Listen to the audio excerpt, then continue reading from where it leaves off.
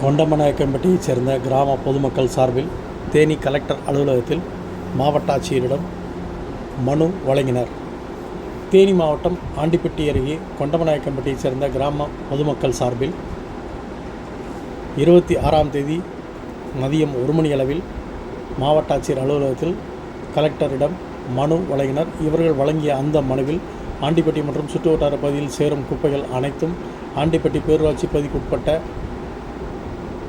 கொண்டமநாயக்கன்பட்டியில் உள்ள குப்பை கிடங்கில் சேர்த்து அடிக்கடி அங்கு எரிக்கப்படும் குப்பைகளில் இருந்து வருகின்ற நச்சுப்புகையின் காரணமாக மற்றும் அங்கு எழுகின்ற துர்நாற்றம் காரணமாக அருகே உள்ள பள்ளி மற்றும் குடியிருப்பு பகுதியில் உள்ள மக்களுக்கு மூச்சுத்திணறல் உள்ளிட்ட பல்வேறு நோய் தொற்று ஏற்படும் அபாயம் உள்ளது. எனவே உடனடியாக வேறு இடத்திற்கு இந்த குப்பை கிடங்கை மாற்ற வலியுறுத்தி இவர்கள் வழங்கிய அந்த கோரிக்கை மனுவில் இருந்தது.